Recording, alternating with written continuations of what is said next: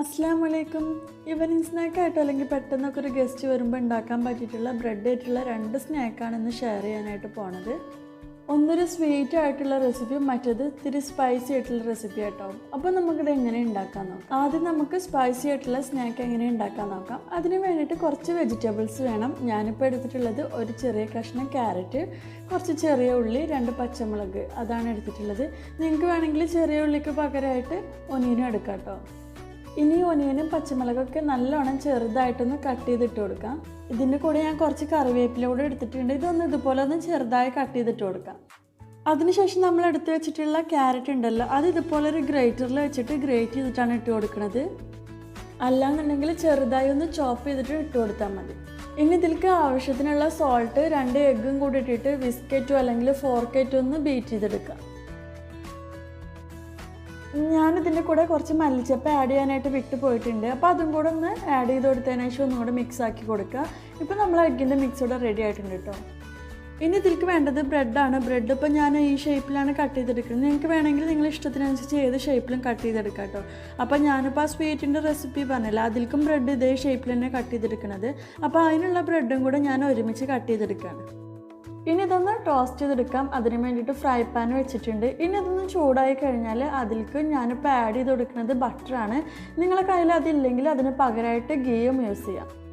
ഇപ്പോൾ ഇത് ബട്ടറൊക്കെ മെൽറ്റായി വന്നിട്ടുണ്ട്. ഇനി നമ്മൾ ഉണ്ടാക്കി വെച്ചിട്ടുള്ള എഗ്ഗിൻ്റെ മിക്സ് ഉണ്ടല്ലോ, അതിലേക്ക് ഓരോ ബ്രെഡ് എടുത്തിട്ട് ഇതുപോലെ ഒന്ന് ഡിപ്പ് ചെയ്ത് കൊടുക്കുക. ആ ക്യാരറ്റൊക്കെ ഇതുപോലെ ഒന്ന് ഈ ബ്രെഡിലൊന്ന് ജസ്റ്റ് ഒന്ന് കവറായിട്ട് കിട്ടണം കേട്ടോ.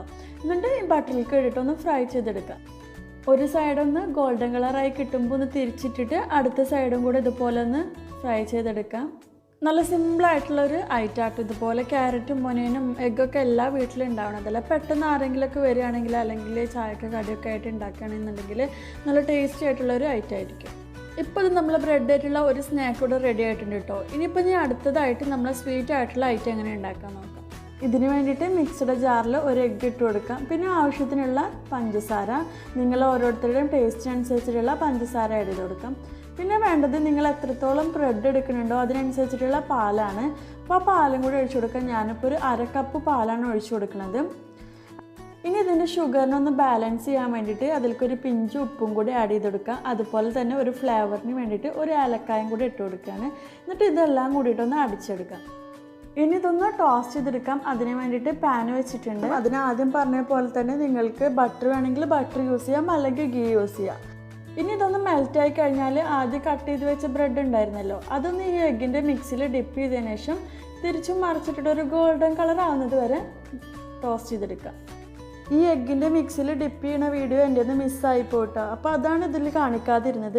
അപ്പോൾ നിങ്ങൾ ശ്രദ്ധിച്ചിട്ട് വേണം അത് ഡിപ്പ് ചെയ്യാനായിട്ട്. കാരണം എന്താ വെച്ചാൽ അധികം കുതിർന്ന് പോകരുതിട്ട് ഈ ബ്രെഡ്. പെട്ടെന്ന് തന്നെ മിക്സിയിൽ ഡിപ്പ് ചെയ്തതിന് ശേഷം വേഗം തന്നെ എടുക്കണം. ഇപ്പോൾ ഇത് നമ്മളെ സ്നാക്ക് കൂടെ റെഡി ആയിട്ടുണ്ട്. നിങ്ങളൊന്ന് ട്രൈ ചെയ്ത് നോക്കുക. അതുപോലെ തന്നെ നിങ്ങൾക്ക് വീഡിയോ ഇഷ്ടമാവുകയാണെങ്കിൽ ലൈക്ക് ചെയ്യുക, ഷെയർ ചെയ്യുക.